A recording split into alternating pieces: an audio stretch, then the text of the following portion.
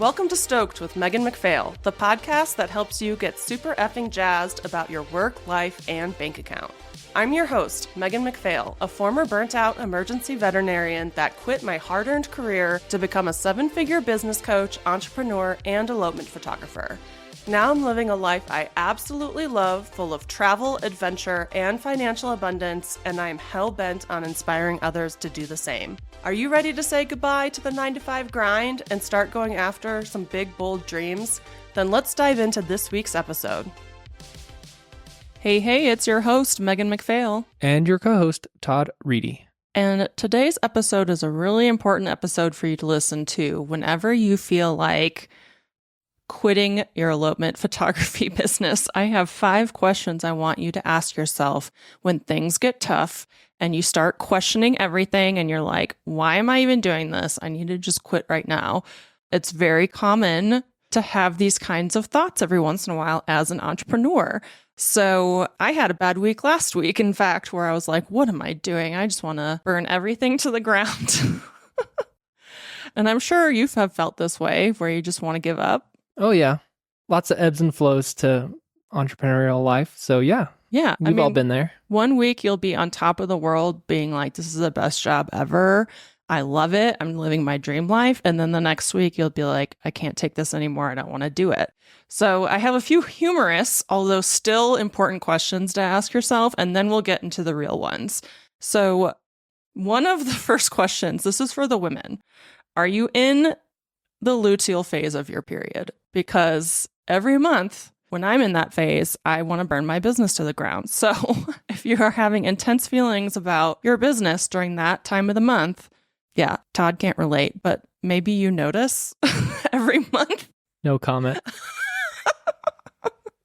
Every month I kind of have a hard time during the same time. And yeah, so yeah, that's one question I want you to ask yourself. Also, are you hungry? Because you might be hangry. Do you need a hug?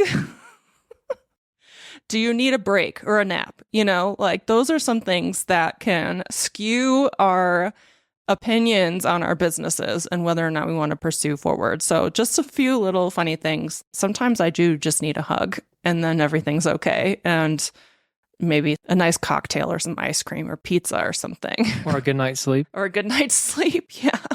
Or just a few days off where it's like, okay, I'm not going to think about my business for a few days. I know sometimes, Todd, you'll ask me a question about our business and I'll be like, I'm not thinking about the business today. Yep. So you got to protect yourself, you know, some self-care. I just got back from a hot spring little overnight vacay with my mom. That was very rejuvenating. But let's get into the serious stuff, right? Because it's one thing to just like have a bad day and get over it quickly, but some people might have some bad weeks or even bad months and are really thinking about throwing in the towel. And I want to convince you not to do that because I want you to think about, and this is question number 1, why did you start? Why did you start an elopement photography business? A lot of times there's a lot of deep reasons why you started. Like, why did you start your elopement videography business? Yeah, I was burnt out on my corporate job. And yeah, I wanted to do something that was fun and outside and like upbeat as opposed to like just beat down meetings. So why not hang out with cool couples on the best day of their life in a cool spot? Mm-hmm. And I thought videography was going to be like a really cool thing for me to dive into a new technology. I'm a big gearhead. Mm-hmm. So all of that stuff allowed me to learn new skills and buy a bunch of stuff. So yeah. Yeah. And you listener, you know, why did you start an elopement photography business? Are you trying to follow your heart, trying to follow your energy? Is it something that aligns with your values? Are you just excited about it? Like when you shoot an elopement or even the idea of shooting elopement, does it just like make you so happy, you know? And then reflect on like, why did you quit whatever you had to quit to be an elopement photographer? Or what do you want to quit? You know, like a lot of us are trying to escape 40-hour-a-week jobs and the 9-to-5 grind and all that kind of stuff. So really think deeply about what your why is for being an elopement photographer, because I don't think you're going to find a replacement that's going to fill the reason, you know, your why. And Megan, you haven't actually in a while, but you used to ask me often about like really envision what do I want my life to be? Mm-hmm. And I think that goes hand in hand with like kind of considering the why Mm-hmm. is like, yeah, why are you going to be putting in hard work? Why are you going to be doing travel? Why are you going to be buying a bunch of new gear? Mm-hmm. And what will that eventually turn into? And what will that allow your life to be?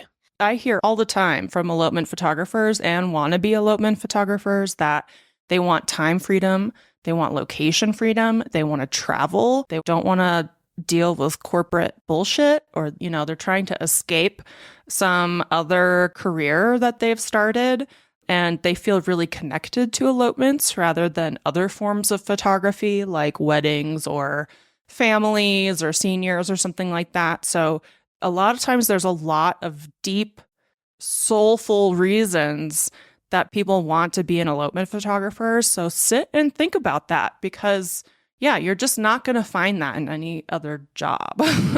Like, what other job allows you to hang with cool people and be creative and travel and have freedom in your life and business? So number one question, why did you start? What is your why?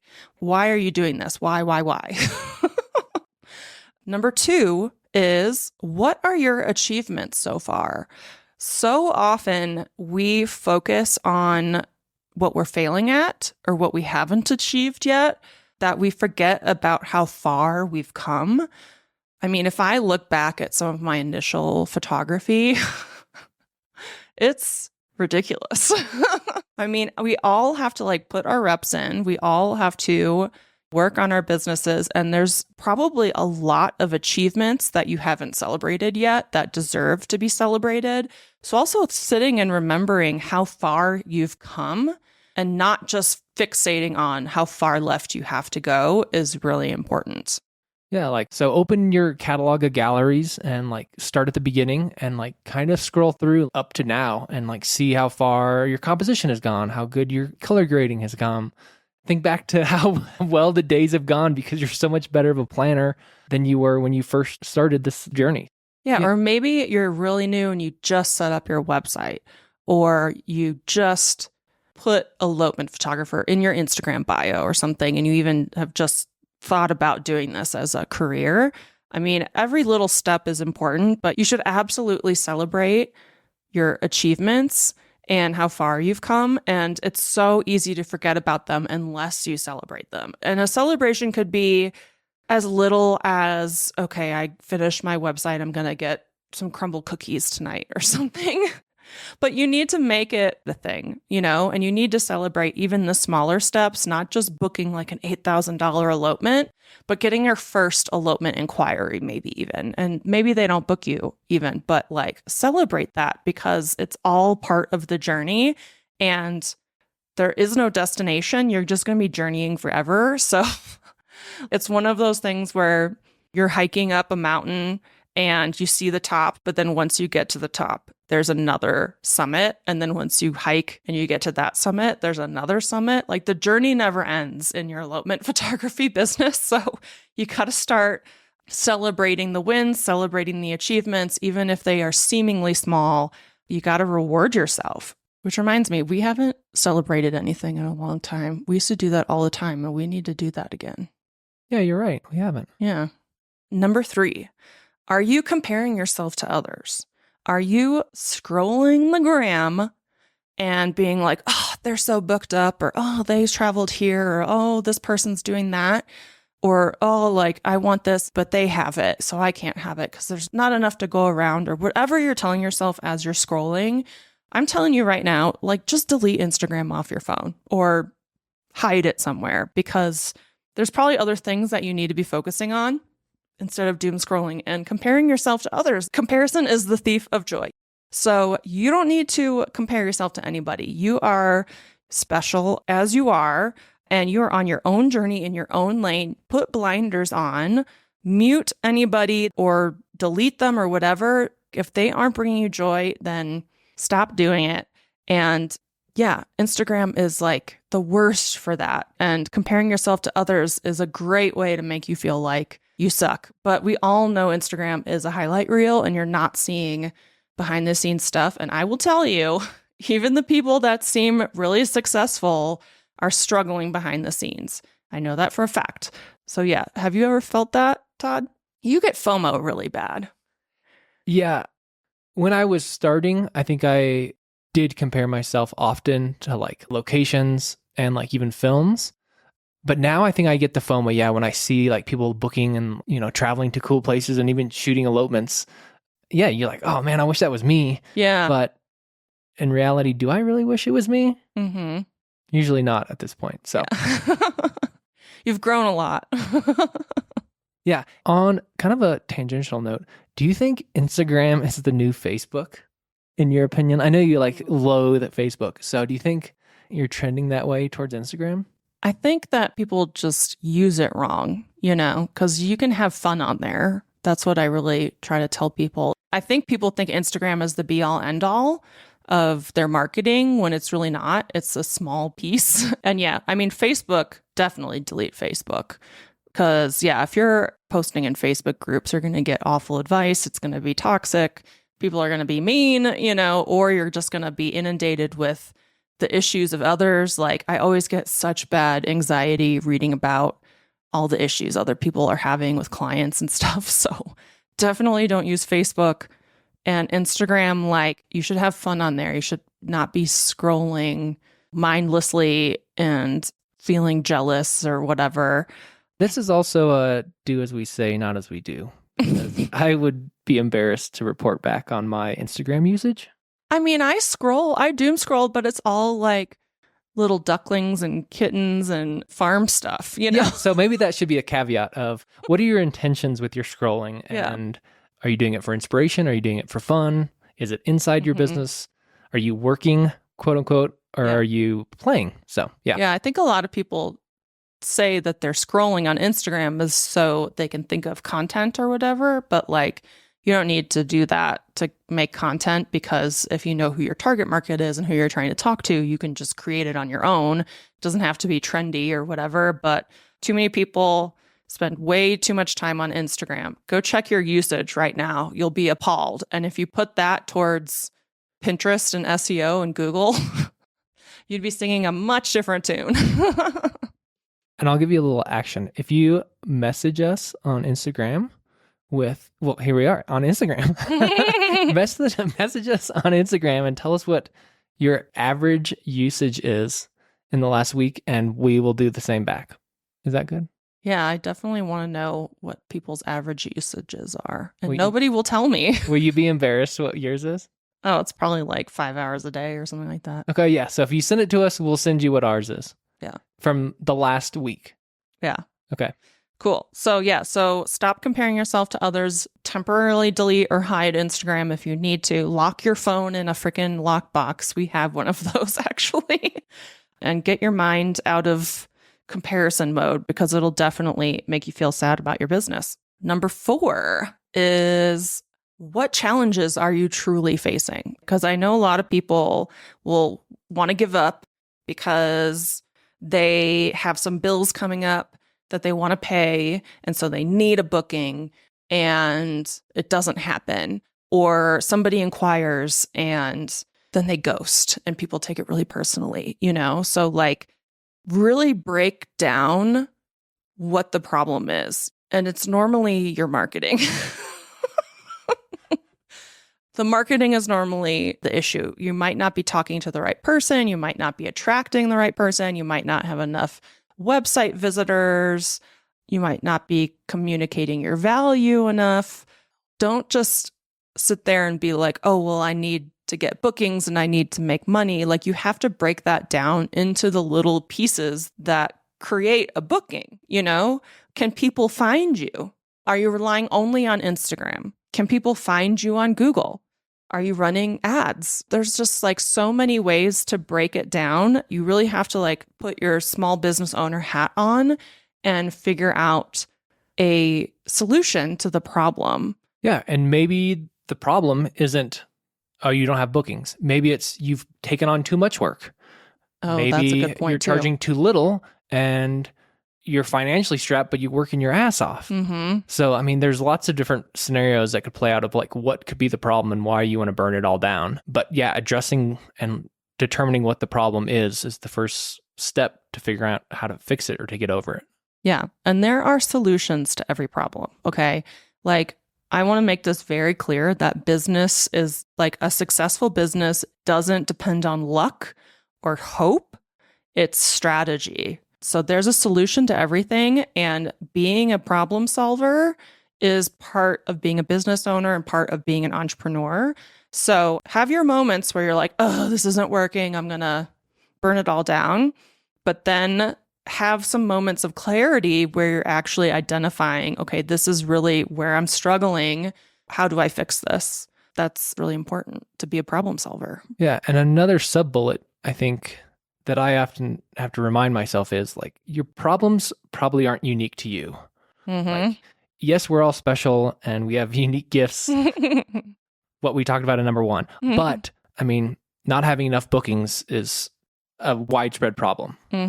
Overbooking yourself for not enough money is also a widespread problem. Yeah. Working too hard, not getting enough rest. I mean, only booking price hagglers that don't value you and nitpick and micromanage you is a very universal problem. Yeah. So don't think you're in it alone. These problems have plagued others too, and there's ways out of it. So it's not hopeless. Yes, exactly. And then number 5 is, who can you turn to for support? So when I'm having a bad time, I turn to Todd and I complain about everything under the sun. I've let it all out.